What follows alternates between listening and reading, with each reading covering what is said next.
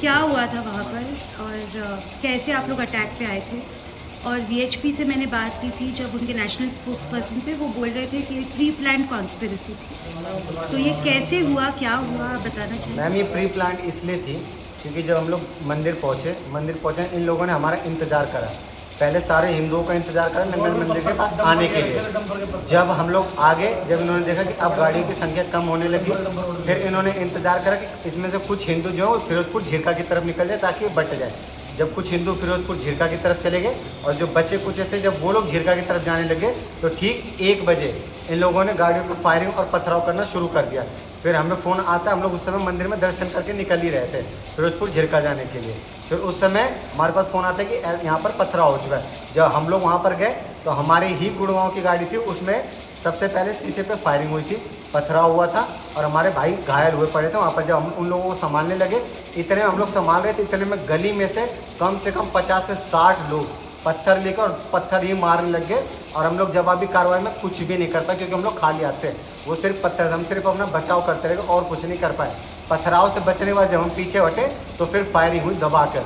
और ये जो 1 राउंड 2 राउंड कुछ भी नहीं मैम, 200 से 250 राउंड फायरिंग हुई। वहाँ पर समझ में नहीं आया कि किसी के कहाँ से फायरिंग हुई है। लोगों की कनपट्टी से, मेरे खुद कनपट्टी के बगल से गोली गई है।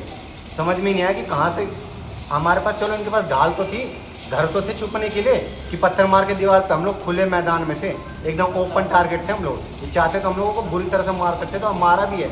ना जाने कितने भाई मेरी आंखों के सामने गोली लगी है, जिंदा गाड़ियों में जला दिए गए। ये स्थिति थी वहाँ पर, बद से बदतर हालत। और जो मौजूदा पुलिस थी वो तो फरार होगी, हमें हमारे हालात पे छोड़कर। 1 बजे से लेकर 6 बजे तक लड़ते रहे हम लोग उनसे किसी तरह अपने आप को बचाने के लिए। तो आपने अभी बोला जिंदा जला दिया, किसको जिंदा जला? बहुत से मैम, आप वहाँ पर अभी आएंगे ना, मीडिया दिखा तो लीजिए, गाड़ियों में जिंदा जला दिया लोगों, जिनको निकलने का मौका नहीं मिला, जिंदा जला दिया। बसें फूक दी गई। मंदिर के पास तक हम लोग मंदिर के पास बैठकर अपनी गाड़ियों की रक्षा कर रहे थे कि अरे कम से कम गाड़ियाँ तो रहेंगी जाने के लिए। मस्जिद में से 200 से 250 लोग निकल कर आए जो हथियार से लैस थे। उन्होंने ताबड़तोड़ फायरिंग की, हमारे समझ में भी नहीं आया। हमारे पास लड़ने के लिए क्या था, कुछ नहीं था, खाली हाथ थे। लाठी डंडे से उन बंदूक गोलियों का मुकाबला करें। उनका मुकाबला मैम बंदूक गोलियों का इससे नहीं होता। जब हम लोग वहाँ से फायरिंग होनी शुरू हुई, हम लोगों ने अपने कदम पीछे लिए ना, उसके बाद उनकी हरकतें क्या थी, सारी बसें सारी गाड़ियाँ फूक दी गई। जो भी मेवात के मंदिर वाले रोड पे है ना, जो अंदर मंदिर जाने के लिए सारी गाड़ी और बसें फूक दी गई। कोई हिसाब किताब ही नहीं कितनी तरह आई वहाँ मचाई। उसके बाद जब हम मंदिर में मौजूद थे, चारों तरफ पहाड़ियों पे घेर के फायरिंग हुई है। इसकी तो सबूत पुलिस है ना, पुलिस गवाह है चीज़ की, तो उनके सामने फायरिंग हुई हमारे ऊपर। पुलिस ने भी जवाबी कार्रवाई में फायरिंग की है। उन्होंने जवाबी कार्रवाई में फायरिंग की उन्होंने। तो तब जब वो हुआ था तो वो क्या भागे, रुके? वो वहीं पहाड़ पे थे मैम, रेंज नहीं थी ना उनकी। जवाबी कार्रवाई करके उन्होंने दबाया, उनको फायरिंग करने का मौका नहीं दिया। उसके बाद भी वो लोग दबा के फायरिंग, उनका पूरा मकसद था कि इनको किसी तरह रात भर मंदिर में रोक लो और फिर रात भर घुस के इनका नामो निशान मिटा दो। ये मकसद था इनका। हम तो देख चुके ना सारा सिस्टम की क्या था क्या नहीं था। उसी मंदिर में फंसे थे, कितनी माताएं बहनें छोटी छोटी बच्ची बुजुर्ग उन मंदिरों में, शिव जी के जो मंदिर है जहाँ जल चढ़ाया गया उसी मंदिरों में डरी सहमी बैठी हुई थी। पुलिस प्रशासन के आने के बाद फिर उन लोगों ने जवाबी कार्रवाई में फायरिंग की। हम सबको ठीक ठाक सही सलामत निकाला और निकालने के बाद फिर हम लोगों को बसों के द्वारा अपनी अपनी गाड़ियों के द्वारा सारी रोडें साफ करवाई, अपनी अपनी गाड़ियों के द्वारा सिविल लाइन ले जाया गया। उसके बाद सही सलामत घर पहुँचाया गया। और ऐसा नहीं है कि पथराव सिर्फ एक ही बार हुआ। जब हम लोग सोना जा रहे थे ना, सोना से अपने घर के लिए, वहाँ दोबारा पथराव हुआ। फिर पुलिस ने हमें सुरक्षा प्रदान करके KMP तक छोड़ा। फिर वहाँ से हम अपने घर आए सुरक्षित, नहीं तो बचना मुश्किल था।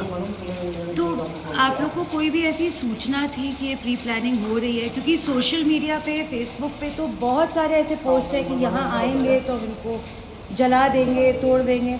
ऐसा फेसबुक पे बहुत सारे कमेंट्स हैं मुसलमानों के। मैम ऐसे तो थ्रेट बहुत लोग देते हैं। हम किसके भरोसे गए थे? हम तो प्रशासन के भरोसे गए थे ना। हमने तो उनको 6 महीने बता दिए थे कि भाई साहब हर साल निकालते, इस साल भी निकालेंगे। पिछले 2 साल में भी कोई दंगा नहीं हुआ था। हम तो यही सोच के गए थे ना कि भाई पिछले 2 साल में जिस तरह से पूजा पाठ करके चले आए उसी तरह से इस साल भी जाएंगे। हमें क्या पता था। और मैम इनकी इस तैयारी को देख के ऐसा नहीं लगता कि ये सडनली अटैक हुआ। नहीं मैम, प्री प्लान्ड।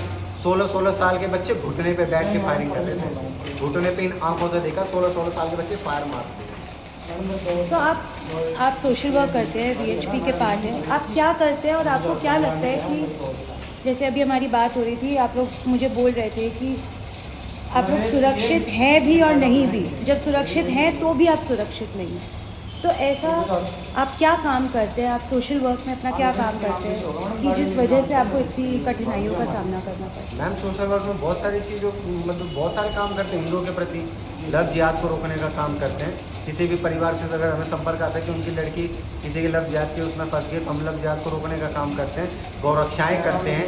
ये जो अवैध जगहों पर जो नमाज़ें होती हैं, अवैध जगहों पर प्रशासन के साथ मिलकर हम लोगों ने अवैध जगहों पर नमाज़ें बंद करवाई हैं। इसीलिए हम लोग मेन टारगेट पे, क्योंकि यहाँ से इनके नमाज का एकदम धंधा खत्म करते हैं हम लोग। तो आप लोग ने पिछले 1 साल में मान लीजिए कितने बार गौ तस्करी रोकी होगी? बहुत बार, अनगिनत बार, कोई हिसाब किताब नहीं मैम। गौ तस्करी तो कितनी बार रोकी गई है।